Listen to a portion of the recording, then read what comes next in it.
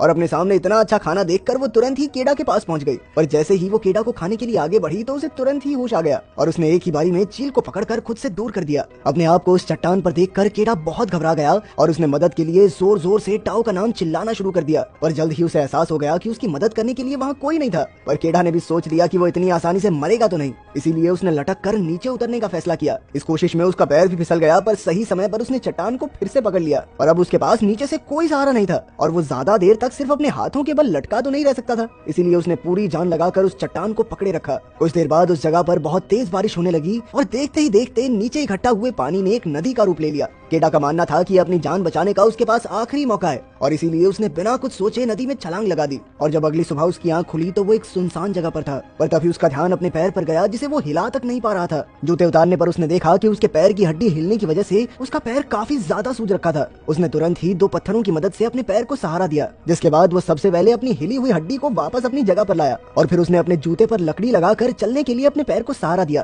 केडा अपने साथियों के पास जाना चाहता था, इसीलिए उसने पहाड़ी की चोटी पर जाने का फैसला किया, जहाँ पहुंचकर उसकी नजर उन पत्थरों पर पड़ी जिन्हें टाओ ने अपनी पूजा के लिए इस्तेमाल किया था। उन्हें देखकर केडा अंदर तक टूट गया, पर तभी उसे कुछ आवाज सुनाई दी और जब उसने गौर से देखा तो उसकी नजर भेड़ियों के एक झुंड पर पड़ी, जिन्हें देखते ही केडा ने पूरी रफ्तार से भागना शुरू कर दिया। लेकिन वो भेड़ियों से तेज थोड़ा ना भाग सकता था। भेड़िए जल्द ही उसके बहुत करीब पहुंच गए तो उनसे बचने के लिए उसने एक सूखे हुए पेड़ पर चढ़ने का फैसला किया और इसी बीच एक भेड़िए ने उसका पैर पकड़ लिया, पर केडा ने तुरंत ही अपना चाकू निकालकर उस भेड़िए को मार गिराया, जिसके बाद वो भेड़िया तो जमीन पर गिर गया, पर अभी भी उसके साथी उस पेड़ के नीचे ही खड़े थे। इसीलिए केडा ने उनके जाने तक उसी पेड़ पर रुकने का फैसला किया, जिसके बाद उसे पूरी रात उसी पेड़ पर गुजारनी पड़ी। और अगली सुबह जब उसकी आंख खुली तो उसने देखा कि भेड़िए अपने जख्मी साथी को वहीं छोड़कर वहां से चले गए थे। केडा ने सबसे पहले अपने चाकू को एक लकड़ी से बांधकर अपने लिए एक हथियार बनाया, जिसके बाद वो जख्मी भेड़िए को मारने के लिए उसके पास गया। लेकिन उसे ऐसी जख्मी हालत में देखकर केडा का दिल पिघल गया और उसने इस भेड़िए की जान को बख्शने का मन बना लिया। जिसके बाद उसने अपनी सुरक्षा के लिए सबसे पहले एक रस्सी की मदद से भेड़िए का मुंह बांधा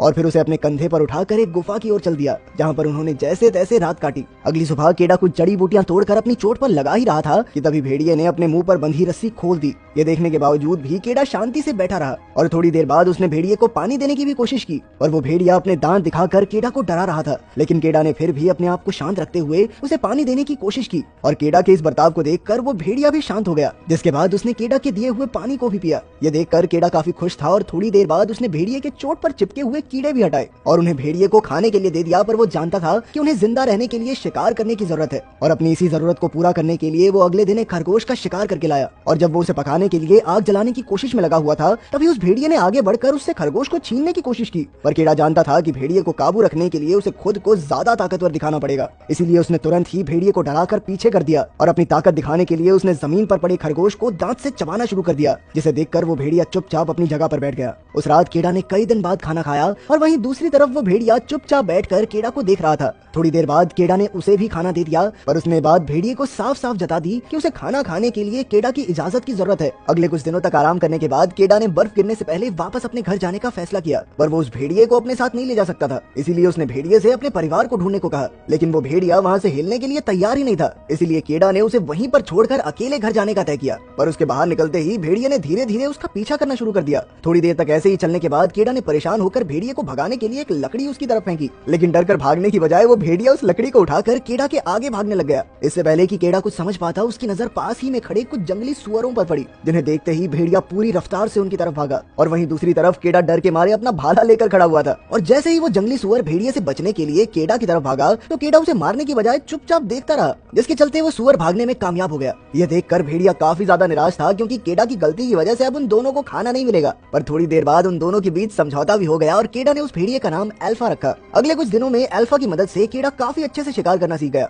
और अब धीरे धीरे वो दोनों एक दूसरे को काफी अच्छे से समझने लगे थे। यहाँ तक कि रात को अल्फा केडा को गर्म रखने के लिए उसके साथ चिपक कर सोता। वहीं केडा को भी सब में काफी मजा आ रहा था। पर कुछ दिनों बाद सर्दियों के आते ही पूरा इलाका बर्फ की सफेद चादर से ढक गया, लेकिन केडा और अल्फा किसी तरह अपने लिए शिकार करते हुए धीरे धीरे आगे बढ़ रहे थे। पर एक दिन पैर के नीचे की बर्फ टूटने की वजह से केडा सीधा पानी में जाकर गिर गया और अब उसे ऊपर आने का रास्ता नहीं मिल रहा था। वहीं अल्फा भी अपने वजन से बर्फ को तोड़ने की कोशिश में लगा हुआ था, पर उसका वजन बर्फ तोड़ने के लिए काफी नहीं था। थोड़ी देर तक कोशिश करने के बाद आखिर आखिरकार केडा ने अपने चाकू की मदद से अपने लिए रास्ता बना ही लिया, जिसके बाद अल्फा की मदद से वो जैसे तैसे ऊपर आ ही गया। अगले दिन रास्ते में केडा की नजर टेंट के बाहर बैठे एक आदमी पर पड़ी, जिसे देखते ही वो खुशी से झूम उठा। पर जैसे ही वो उस आदमी के पास पहुंचा तो उसने देखा कि वो आदमी पहले ही बर्फ से जमकर मर चुका था। इसके बाद उसने टेंट के अंदर जाकर खाना ढूंढने की कोशिश की, पर कोई फायदा नहीं हुआ। केडा ये देखकर बहुत निराश हुआ, पर वो किसी भी हालत में अपने परिवार से मिलना चाहता था, इसलिए वो दोनों एक बार फिर से अपने सफर पर चल दिए। थोड़ी देर बाद उनकी नजर सामने से आ रहे एक बर्फीले तूफान पर पड़ी और चीजों को और मुश्किल बनाने के लिए उन्होंने देखा कि कुछ शिकारी कुत्ते भी उनके पीछे आ रहे थे। केडा ने अपने दिमाग का इस्तेमाल करते हुए अल्फा के साथ एक गुफा की तरफ भागना शुरू कर दिया। सामने से आ रहे तूफान और पीछे से आ रहे कुत्तों के बावजूद भी वो सही समय रहते उस गुफा के अंदर पहुंच गए। अंदर पहुंचते ही केडा और अल्फा उन कुत्तों का स्वागत करने के लिए तैयार खड़े थे। थोड़ी देर तक इंतजार करने के बाद वो समझ गए कि वो कुत्ते जरूर तूफान में फंस गए होंगे। केडा को लग रहा था कि खतरा अब टल चुका है, लेकिन अल्फा अभी भी दीवार की तरफ मुंह करके हमला करने के लिए तैयार खड़ा था और कुछ ही सेकंडों बाद उनके सामने एक काले रंग का तेंदुआ आया, जिसने केडा को देखते ही उस पर हमला कर दिया। पर केडा को बचाने के लिए अल्फा उस तेंदुए के सामने आ गया, जिसके बाद उन दोनों के बीच में लड़ाई शुरू हो गई। केडा पहले तो बहुत डरा हुआ था, पर वो जानता था कि अगर उसने तेंदुए को नहीं मारा तो अल्फा का जिंदा बचना नामुमकिन है। इसीलिए अपनी सारी हिम्मत इकट्ठा करते हुए उसने एक तीर तेंदुए की तरफ छोड़ दिया, जिसके लगते ही वो तेंदुआ जमीन पर गिर गया। तेंदुए के नीचे गिरते ही केडा ने अल्फा को आवाज लगाई, जो तेंदुए के साथ ही पड़ा हुआ था। केडा के बार बार आवाज लगाने पर अल्फा ने थोड़ी देर बाद खुद को तेंदुए की पकड़ से आजाद करवा लिया। वो केडा की तरफ भागा, पर अपने जख्मों की वजह से दोबारा नीचे गिर गया। केडा जानता था कि अल्फा ने कई बार उसकी जान बचाई है, इसीलिए वो किसी भी हाल में अल्फा को अपने साथ घर ले जाना चाहता था। अगली सुबह उन दोनों ने वापस अपनी मंजिल की ओर चलना शुरू कर दिया और कुछ घंटों बाद उन्हें एक पत्थर मिला, जिस पर केडा की बस्ती का निशान बना हुआ था, जिसका मतलब था कि अब वो लोग घर से थोड़ा ही दूर थे।